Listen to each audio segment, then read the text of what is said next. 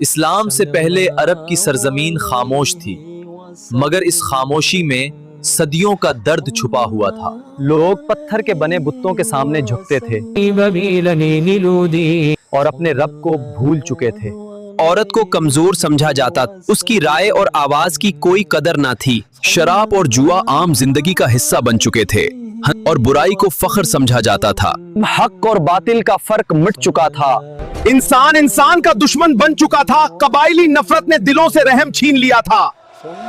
پوری دنیا اندھیروں میں ڈوب چکی تھی، ہر دل کسی روشنی کا منتظر تھا۔ جہالت کی رات ختم ہونے والی تھی اور ہدایت کی صبح قریب آ چکی تھی۔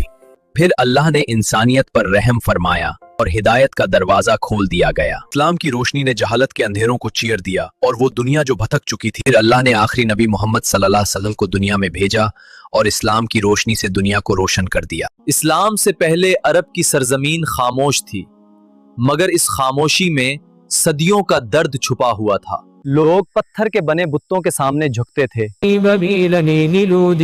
اور اپنے رب کو بھول چکے تھے۔ عورت کو کمزور سمجھا جاتا، اس کی رائے اور آواز کی کوئی قدر نہ تھی۔ شراب اور جوا عام زندگی کا حصہ بن چکے تھے اور برائی کو فخر سمجھا جاتا تھا۔ حق اور باطل کا فرق مٹ چکا تھا۔ انسان کا دشمن بن چکا تھا، قبائلی نفرت نے دلوں سے رحم چھین لیا تھا۔ پوری دنیا اندھیروں میں ڈوب چکی تھی، ہر دل کسی روشنی کا منتظر تھا۔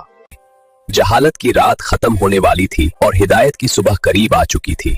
پھر اللہ نے انسانیت پر رحم فرمایا اور ہدایت کا دروازہ کھول دیا گیا۔ اسلام کی روشنی نے جہالت کے اندھیروں کو چیر دیا اور وہ دنیا جو بھٹک چکی تھی، پھر اللہ نے آخری نبی محمد صلی اللہ علیہ وسلم کو دنیا میں بھیجا اور اسلام کی روشنی سے دنیا کو روشن کر دیا۔